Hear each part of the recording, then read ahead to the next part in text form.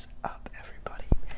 Today, you party people, we're gonna be popping open some peanuts. I'm just kidding. This is not one of those ASMR videos where I peanuts. We're gonna be cracking open some peanuts today. I am not a very experienced peanut cracker. That sounds weird. I am not a very experienced peanut sheller. I like that better.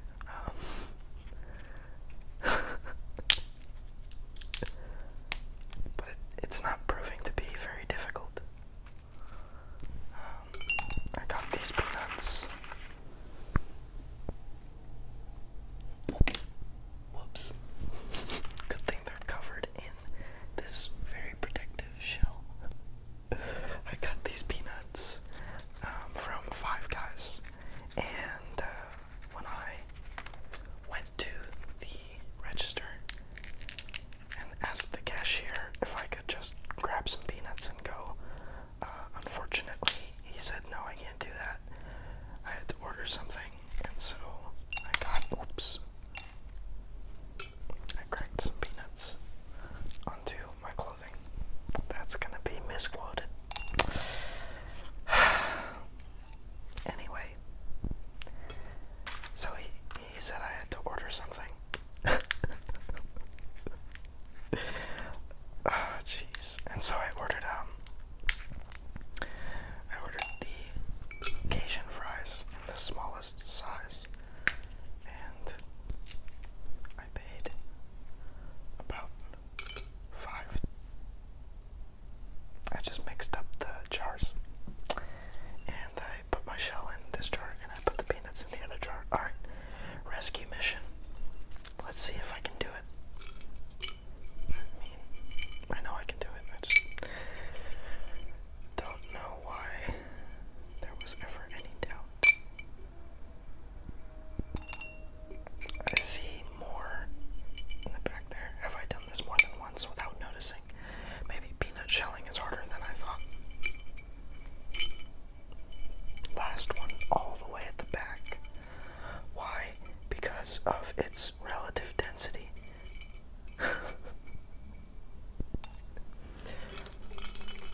Okay. The jars are realigned.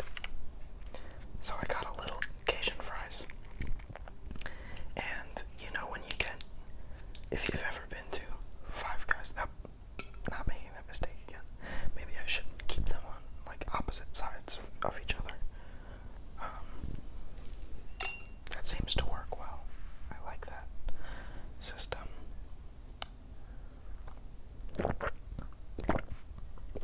Keep my water over here so it doesn't get in the way of the peanut view. And I also have this pair of scissors here, which I'm probably not going to use for anything. But now that I said that, I kind of want to use it.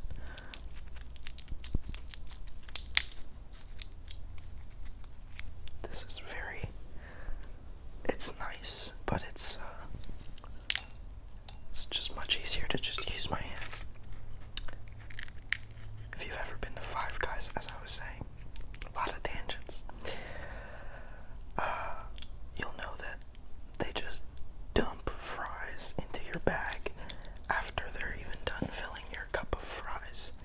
Like, they'll fill the cup, they'll put the cup in the bag, and then they'll take another scoop of fries and they'll dump it inside the bag. And so you might gawk at the price tag of $5 for the smallest order of fries they have, but any order of fries at Five Guys is supersized. But I'm not a rapper. Speaking of, who's seen that new super hot fire video? Let me know if you know what I'm talking about in the comments, because I remember being a kid and I was probably in early high school or late middle school or something. Now I'm aging myself, but I was probably around there when first Super Hot Fire video came out. And oh my god, it went so hard. I don't even know if I'm remembering that timeline correctly. Honestly, I'm really bad at remembering like dates and specific years. That's just not how my memory works. I've never been well suited to history. And thinking about it, that's probably because I was just not taught history in a way that suits the way I learn.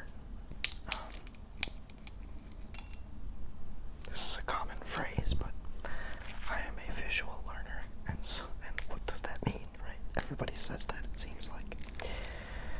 But what visuals work for you, I think, is an important question to ask, right?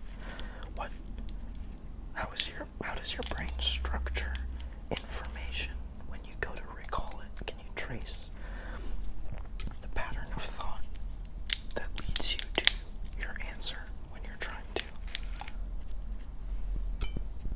recollect something or deduce something? I think that's an important question to ask, is how does your brain structure information? And you might ask, well, what are some of the ways that a brain can structure information? And I would answer, I don't know. I have not studied this stuff. But the way I envision it is, the point I'm trying to make is like, for some people, a linear timeline of historical events might be a very easy to understand method of conveying information. Excuse me. Sorry about that. But somebody else might look at that timeline and say, well, when everything is the same font and style and color, and it's all just on this one timeline, I can't remember the specifics. My brain doesn't do well at remembering to differentiate. I see the whole picture, and that's what I remember. I don't remember the dates and the and the numbers. Excuse me.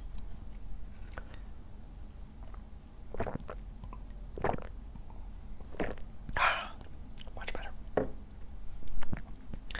And so, that begs the question of,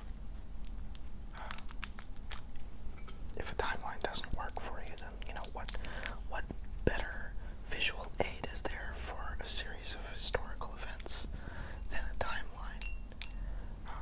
And to that I would respond, a timeline doesn't necessarily have to be portrayed as a line. It can be a time mural,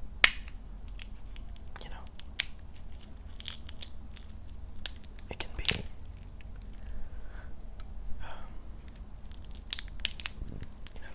there are paintings that are centuries and millennia old.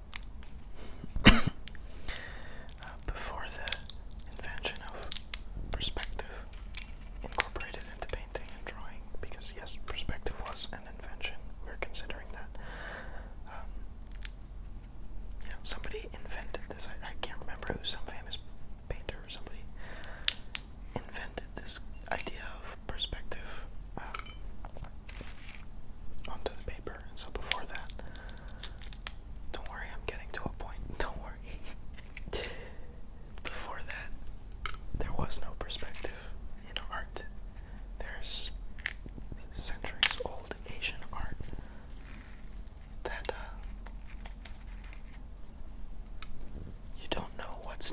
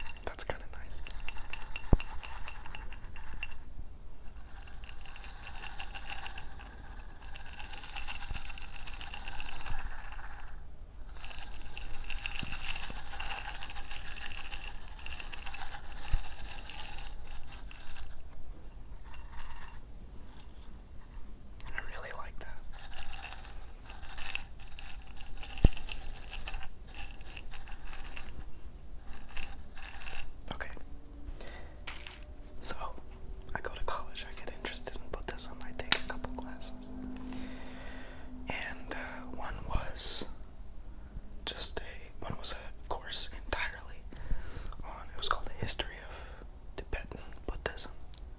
And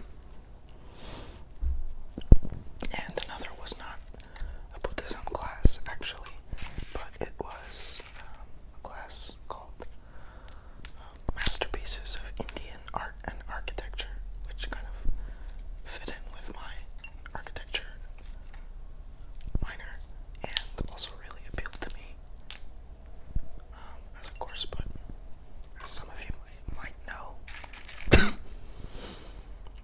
Buddhism is central to the history of India. Buddhism was, in fact, invented and proliferated in India, and has led to an entire world of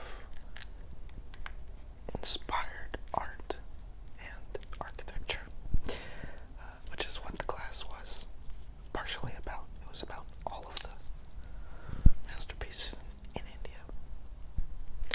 So as a result, we learned a lot about Buddhism in the class, even though the focus was technically on the pieces. We had to learn context, and so if we saw a Hindu sculpture depicting a goddess, in order to understand the gravity of that piece, we need to know what that religion meant historically to the people at the time, what it is now. And while the basic overview in the Indian art and architecture class was captivating and easy to consume and very surface level, I found that diving right into the very intellectualized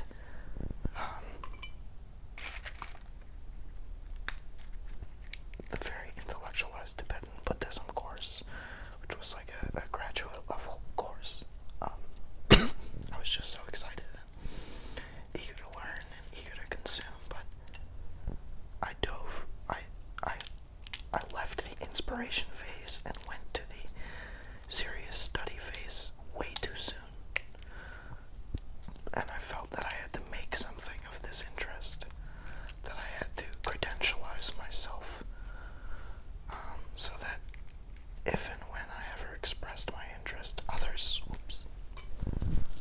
I would be able to legitimize or justify my interest, which is a messed up thought process that I think a lot of people would identify with, and especially in the college I went to, I knew that if I ever wanted to talk about Buddhism and how cool it was and how I'm interested in it with anybody on campus, chances are I would need to know my stuff, or I would be outmatched. And so I did. And so I threw myself into the books, and I just couldn't follow. It just wasn't fun anymore. It wasn't exciting, and I didn't have a grasp of the foundations and the reason why it resonated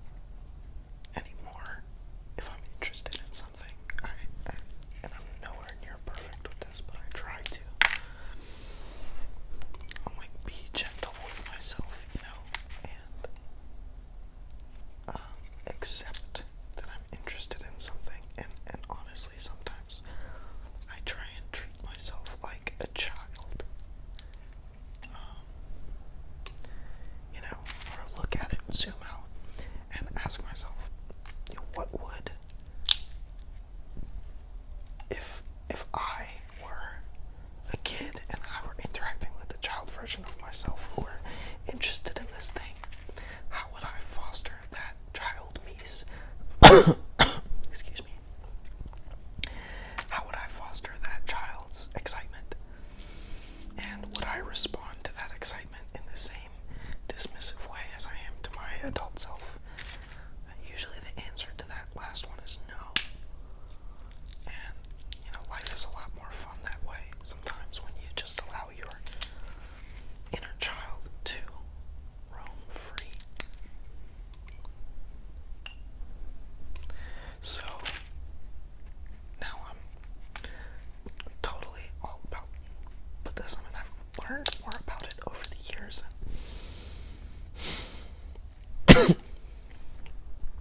And I'm certainly not a Buddhist. I would not label myself with that term. But I'm a millennial and we don't like labels. So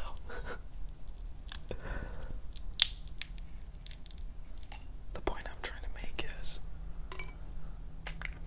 I was frustrated with my inability to embrace my passion in the way that I wanted to by means of traditional study and so forth, measurable activity and engagement, when in reality all I needed was time and patience with myself to osmose this appreciation for and understanding of this thing that I'm passionate about. It took time. Things take time.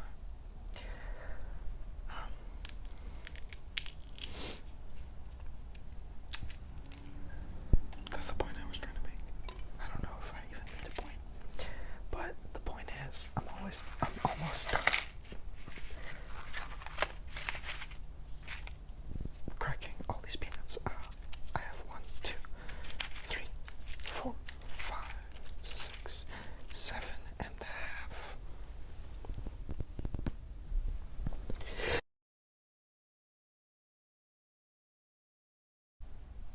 Hey everybody, sorry for randomly cutting out and then cutting back in, but I've been sneezing a lot from all the peanut dust in the air, so I have to cut the video short because I just can't stop sneezing. I'm trying to finish this before the next sneeze comes, so thanks for watching, and I will see